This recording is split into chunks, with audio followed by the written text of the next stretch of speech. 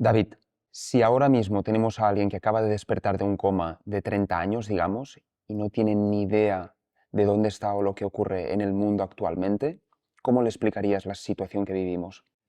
Yo creo que esa persona no se creería la situación en la que estamos. El grado de disparate, de absurdo en el que se está convirtiendo nuestro mundo en muchos aspectos, yo creo que alguien que hubiera estado las últimas décadas en coma despertaría y se volvería a dormir, ¿no? Porque diría, Esto no puede ser que esté pasando", ¿no? Y hablo de política, pero hablo también a nivel de sociedad, de las cosas que están pasando, de los cambios que hemos vivido, de la manera en la que yo creo que fuerzas muy oscuras están empezando a llevarnos a lo que, no quiero ser muy pesimista, pero a un lugar que puede ser muy peligroso. Yo compararía la situación que estamos viendo ahora un poco con la que se vivió anterior a la Segunda Guerra Mundial.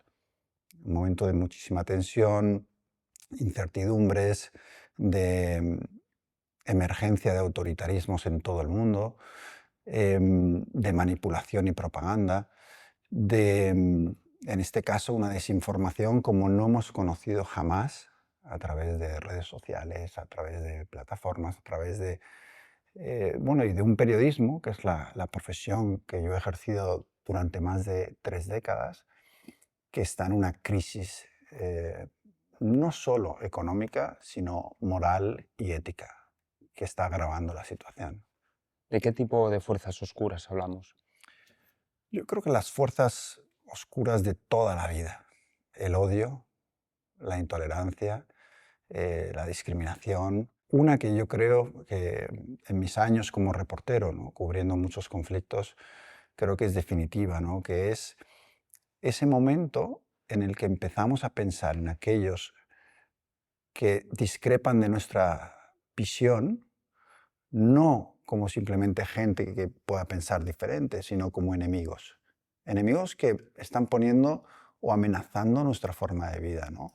Y esa es una frontera que cuando yo he ido a cubrir conflictos, normalmente uno va atrás al origen de esos conflictos y ve que hubo un momento en el que se cruzó esa línea. Se pasó de discrepar a considerar un enemigo al que pensaba diferente. Y creo que estamos en un momento en el que volvemos a esa situación y que si cruzamos otra vez esa frontera, vamos a entrar en una era de mucho conflicto. No puedo evitar pensar en nombres como Jamal Khashoggi o Charlie Kirk, que ya hablaremos dentro de unos minutos, pero me ha parecido muy interesante cómo has mencionado que esto se parece bastante a la situación previa a la Segunda Guerra Mundial. ¿Eso quiere decir que nos estamos conduciendo todos a un conflicto global que podría considerarse esta Tercera Guerra Mundial? Matizo mucho porque no me gusta utilizar este nombre a la ligera, se utiliza con sensacionalismo y las consecuencias pueden ser desastrosas. Yo siempre tengo un sentimiento encontrado, ¿no?, a la hora de utilizar el término Tercera Guerra Mundial, porque por una parte es verdad que es alarmista, pero por otra parte no nos viene nada mal recordar qué pasó en las anteriores guerras mundiales, ¿no?, el grado de destrucción, de aniquilación. Hoy tenemos mucha más capacidad para la destrucción. Entonces, si fuéramos a un conflicto global, lo que vimos en la Segunda Guerra Mundial, que ya fue terrible, con decenas de millones de muertos, sería probablemente peor. Entonces, no está mal que recordemos la historia para intentar no repetirla. Y es verdad que hay elementos de un gran desorden geopolítico internacional, donde reglas que antes estaban consideradas, bueno, del funcionamiento de la comunidad internacional se han roto completamente. Y lo hemos visto en Ucrania, lo hemos visto en Gaza, pero lo vemos también en otros muchos sitios que no aparecen en los titulares de los periódicos y que hay que tener en cuenta que hay cerca de medio centenar de conflictos en el mundo. A la vez, nos estamos encontrando con la mayor acumulación de poder económico de la historia de la humanidad, sobre todo muy centrado en la tecnología. Hay unos pocos oligarcas que vienen sobre todo de Silicon Valley que están amasando una fortuna como no habíamos visto y que además, para poder seguir ganando mucho dinero, están empezando a influir en la política. Si a eso le añades una Europa completamente debilitada e irrelevante, unos Estados Unidos donde están cerca de un enfrentamiento civil, ¿no? Donde hay unos odios cada vez mayores, una gran potencia como China, que está pidiendo su sitio en el tablero de las grandes potencias y que está desarrollando también fuerzas militares que antes no tenía. Una Rusia que está tratando de recuperar el imperio perdido. Y allá donde uno mira, ve pocas buenas noticias, ¿no? Y ve muchas tensiones, y creo que a lo largo de la historia, siempre que ha habido un cambio geopolítico en el que unas potencias han visto amenazado su poder y otras emergían, eso siempre ha llevado a grandes conflictos. Y creo que nos encontramos en un momento en el que Estados Unidos y Europa, es decir, el concepto de la hegemonía occidental, está en decadencia. Y otros elementos, otros jugadores, digamos, del tablero universal, están tratando de sustituir esa potencia hegemónica que ha sido Occidente durante siglos, ¿no? Y ahí es donde yo creo que va a haber tensiones importantes. Me vas a perdonar el símil, pero me recuerda a esa noche de borrachera que te pillas una cogorza monumental y luego te levantas al día siguiente y dices nunca más, hasta que ya no te acuerdas de lo que se siente, pasa un año o lo que sea, y te vuelve a pasar y vuelves a decir nunca más. Me recuerda bastante a después de la Guerra Mundial, la Segunda, nunca más, tomamos todas las medidas posibles para que no vuelva a ocurrir, pero nos va llevando la propia naturaleza humana a ello, ¿verdad? A mí me llama mucho la atención. Una de las razones de que yo fuera a cubrir conflictos durante muchos años era un intento de explicar por qué los humanos seguimos matándonos, por qué seguimos tratando de destruir al otro, al diferente, al que está en la frontera al lado de la nuestra, por qué a pesar de el avance tecnológico tan brutal que hemos vivido, donde vemos ahora ya inteligencia artificial, donde vemos en las redes sociales, estamos más conectados que nunca, y sin embargo, la guerra, el destruir al otro, el odio al diferente, es algo que no conseguimos quitarnos de encima. Y reconozco que no he encontrado una respuesta, ¿no? Más allá de que está probablemente en nuestra naturaleza, ¿no? El resolver nuestras diferencias con violencia.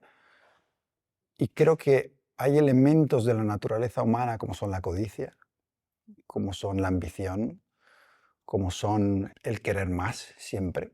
A mí me encantaría, y una de las razones también de que ejerciera el trabajo de reportero de guerra durante mucho tiempo, es un poco esa idea de decir, quizás si alumbramos esos lugares oscuros, si- contándole a la gente lo horroroso que puede ser el ser humano en algunas circunstancias, estemos recordándonos el peor lado de la naturaleza humana y eso nos lleve a intentar prevenir esas guerras y esos conflictos. Y por eso yo siempre soy un convencido de que es muy importante que los periodistas sigan yendo a contar lo que pasa a esos lugares, aunque muchos de ellos mueren en el intento. Y creo que es una de las cosas que podemos hacer, recordarnos continuamente, como decías tú, esa resaca de la última guerra, del último conflicto, eso que hacemos siempre, ¿no? No volveremos a repetirlo, ¿no? Y se repite una y otra vez. Genocidios, conflictos, destrucción. Ahora imaginemos por un momento un mundo en el que eso no existiera, en el que nos lleváramos bien, en el que no hubiera guerra, en que todo el dinero que se emplea en conflictos lo utilizáramos en educarnos mejor, en tener sociedades con una sanidad también mejor, sociedades donde toda esa cantidad de dinero que estamos gastando en armas, en misiles, en bombas nucleares, en acumular arsenales, todo eso se invirtiera en cosas útiles que mejoraran la vida de la gente. Seríamos un planeta muchísimo mejor que el que tenemos. Uno de los dramas, creo, de la geopolítica es que a veces unos pocos personajes son capaces de llevarnos a todos a la locura. Eso lo hemos visto a lo largo de la historia. Lo vimos con Hitler, lo hemos visto con grandes sociópatas del pasado, ¿no? Y ahora nos encontramos en una situación parecida, donde si uno ve lo que hay, es verdad que hay una ausencia de liderazgo generalizada, pero luego también nos encontramos con unos pocos elementos que son distorsionadores del orden mundial y que por codicia, por ambición, por deseo de permanecer en el poder, son capaces de hacer cualquier cosa. No puedo evitar pensar cómo hay una correlación muy clara entre lo que sucede en nosotros seres humanos a nivel psicológico, patrones que se repiten, como por ejemplo serían los pecados capitales o este tipo de funcionamientos, cómo se expande también en los países a escala global. Me explico. Yo lo que veo, y corrígeme si me equivoco, es que uno de los dolores más grandes del ser humano es la ausencia de identidad o pérdida de identidad. El ser humano combate constantemente, y sobre todo en este mundo globalizado en el que todos somos un igual y hay Starbucks en cada rincón, en el destacar, en el sentirse especial, en el momento en que todo es demasiado igual y él no puede destacar, es aquí de una forma u otra va a llamar la atención, si no es con el trabajo, es creando subgrupos que va a intentar liderar. ¿Por qué comento esto? Porque veo que una China queriendo volver a ser la China unida, o Rusia queriendo volver a su identidad de Unión Soviética, son como estas extensiones del ser humano queriendo recuperar esa identidad perdida. Y yo creo que eso lo combate de forma feroz y por eso podría escalar a este tipo de conflictos. Es verdad que ha habido una globalización. Uno va, por ejemplo, yo tengo una querencia especial por Asia, ¿no? Y por el Extremo Oriente, que es donde he sido corresponsal casi 20 años. Pero uno va hoy a Bangkok y se mete en un centro comercial y lo que encuentra son Zaras y Mango y McDonald's. Y dices, ¿qué ha sido de los mercados callejeros? ¿Qué ha sido de la personalidad de ese lugar, ¿no?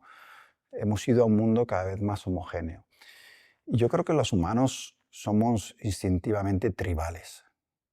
Y especialmente en momentos de incertidumbre como el que se viven ahora, tendemos mucho a la tribu, a la identidad, al unirnos con los nuestros, ¿no? Y en cierto modo me da la sensación de que estamos volviendo a la cueva, a nuestra cueva, ¿no? Y que ahí nos sentimos más protegidos con los nuestros. Por eso vemos tanto, por ejemplo, cuando hablas de identidad, como ahora mucha gente, su identidad, habiéndose perdido un poco en la globalización, la identidad nacional, también por la migración y demás, la identidad cada vez más es mi ideología. Mi identidad es la derecha o mi identidad es la izquierda y mi enemigo es el que piensa diferente. Y ahí me siento en un grupo protegido, los míos son estos, vamos a atacar a los otros, ¿no? Y creo que hay mucho de una cosa que para mí es la clave del comportamiento humano, que es el miedo. Yo creo que casi todos los conflictos que yo he vivido como reportero se habían creado por miedo. Miedo al otro, miedo al que está al otro lado de esas montañas, al otro lado de ese río, miedo a que mi vida o la manera de vivir que yo tengo esté amenazada, miedo a que le pase algo a mi familia, miedo a perder mi sustento. Los miedos en los seres humanos les llevan casi siempre al extremo. Y además, en el miedo justificamos las peores acciones que cometemos. Porque yo me siento amenazado, entonces lo que hago está bien hecho. Porque la consecuencia de no actuar sería que yo saldría perjudicado, ¿no?